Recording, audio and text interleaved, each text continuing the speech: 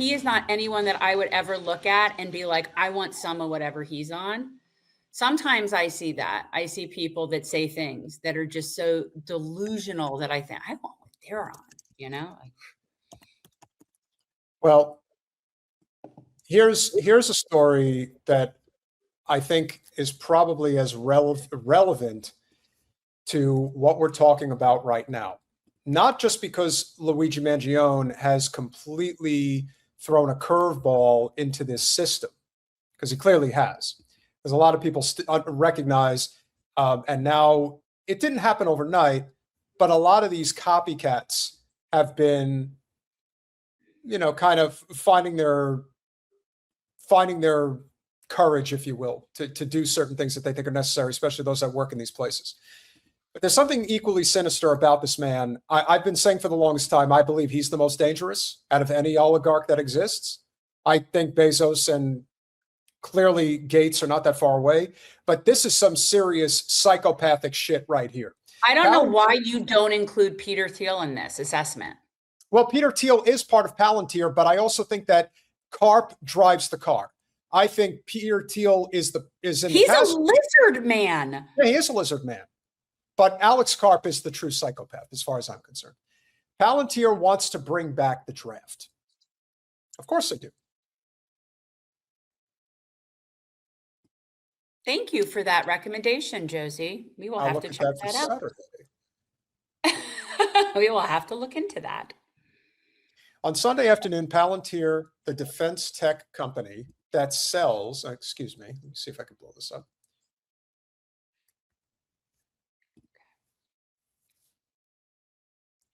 On Sunday afternoon, Palantir, the defense tech company that sells software to clients like ICE, the U.S. military, and the Israeli military, decided to give us all a piece of their mind. The company's official X account published a list of excerpts from co-founder Alex Karp's 2025 book, The Technological Republic. The book frames Silicon Valley's move into military tech as the righteous repayment of a moral debt owed to the country that built the tech billionaire class. The engineering elite of Silicon Valley has an affirmative obligation to participate in the defense of the nation. I'm sorry. Wait. I'm sorry. He's suggesting that the moral debt is owed to a country because the country built the tech billionaire class. You stupid motherfucking elitist piece of shit man. No, the moral debt is owed to all the workers whose necks you've stood on and whose backs you've broken to create your wealth. The government. Who the fuck? If you read past the post and dig into the book itself, you'll find that this sentence continues, the engineering elite must also, Karp said, participate in the articulation of a national project. Well, what is this country? What are our values? And for what do we stand? That is to say, men like Karp should decide what this country is. Here's the thing is that I'm starting to realize the importance of words even more than I ever have. He's not a man. That's not a man. It's seriously, people like that diminish, especially, and I don't know what you were referring to in that text before about the video, my rape segment. I don't know what you were talking about with that, but men, real men are protectors. Masculine energy is a protective energy. Okay. So when you're out there not protecting, you're not a real man. This is also one of the primary reasons why we are losing the Constitution. It isn't from just one or a handful of bad apples in federal elected seats. It's people like him who do not believe that the law applies. It's like, no, I am above the law. I am more important than the law. I am the law. I create this. I'm the one who made this world what it is. Again, they believe that they're masters of the universe. That's what they believe. And the rules do not apply. We make the rules. He who has the gold makes the rules. And that is what they believe. There is no question that is how Karp is. Oh, interesting. If a U.S. Marine asks for a better rifle, We should build it. And the same goes for software. Palantir's Bill Ackman-esque discretion continued. It asserts that the future of American military dominance will not depend on nuclear deterrence, but on AI weaponry. So don't you get it now, guys? Don't you get why all of these data centers are popping up everywhere? It isn't to make your life better. And yes, I've seen your ads, Tony Robbins. No, this is a MIC 21st century special.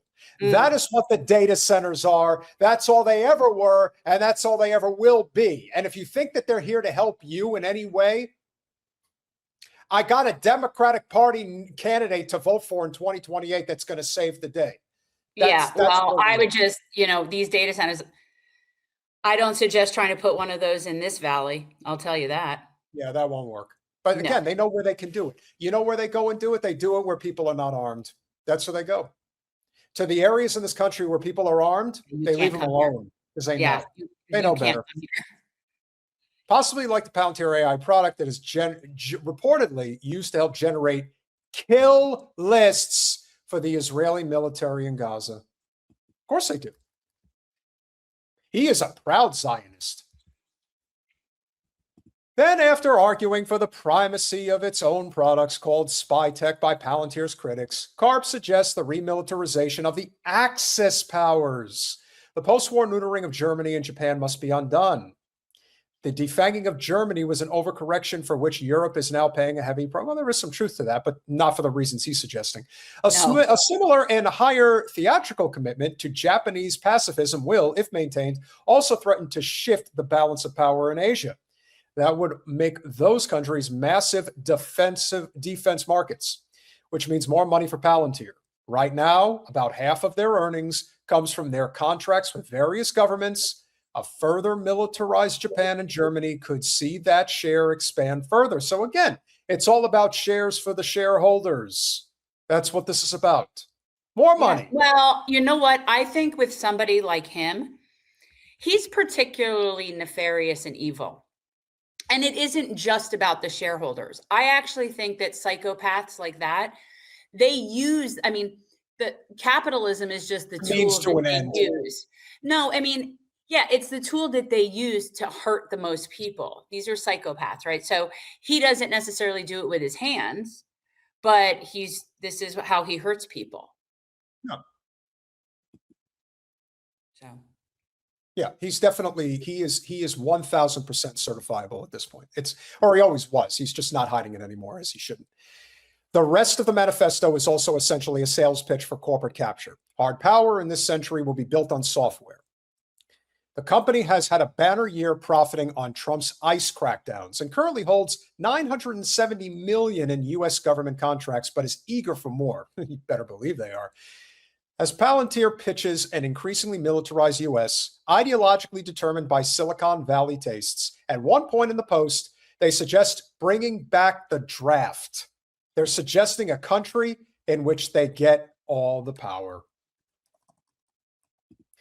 So when you hear these conversations about, who or why there is this suggestion, look at Lou running into the background. There she is. She's got some pep in her step.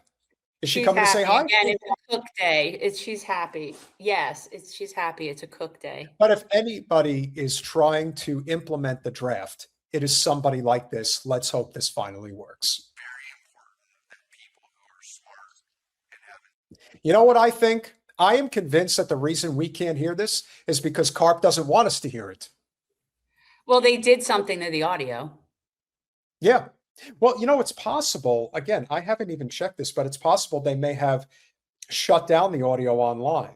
It is possible that they may have silenced. Let me see. See if you can hear it on your phone. And have integrity and are willing to fight. All right, so here's what we're going to try to do.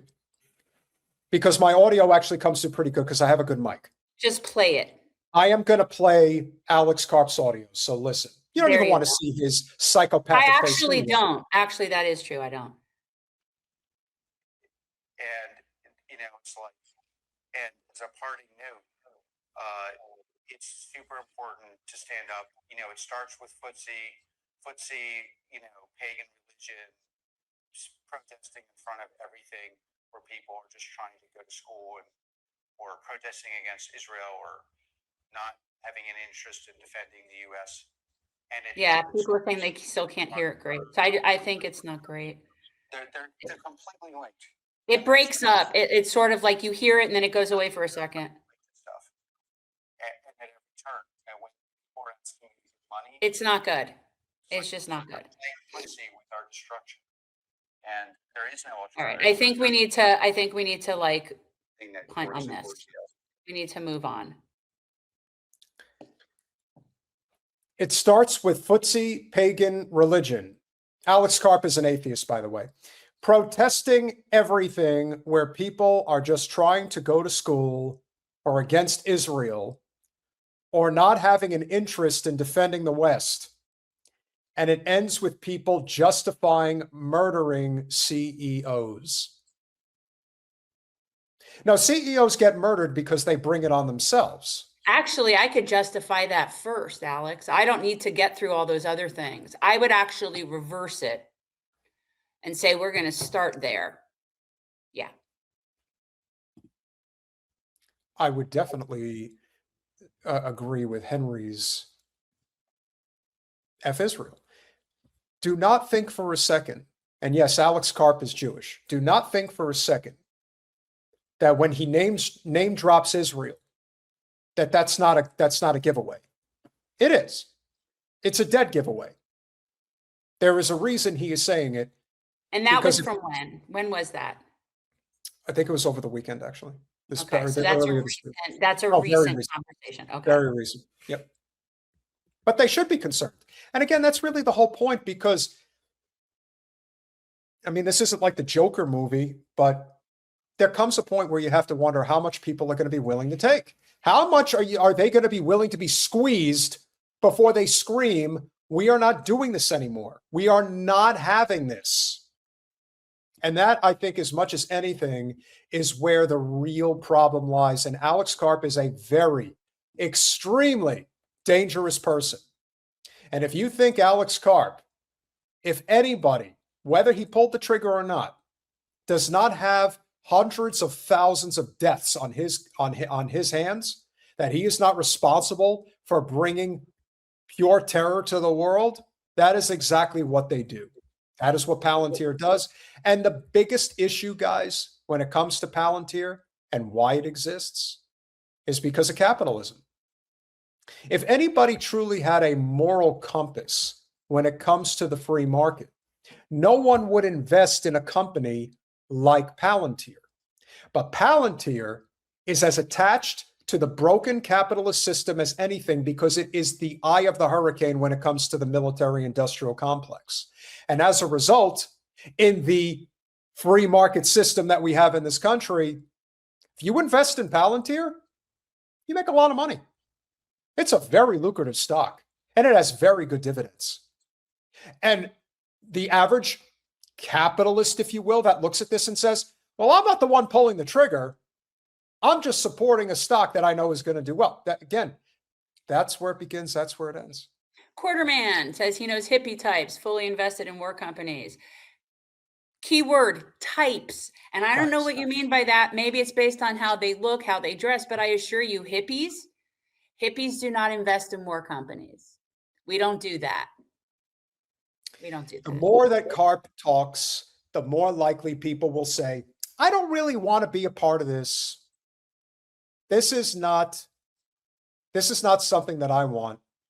But when anybody has been wondering for the longest time, who is Big Brother? Who is the face of evil? The face of evil is Alex Karp. He's the guy. There are other players out there for sure, but Alex Karp, unlike others, truly embraces the villain role in full view of the entire world.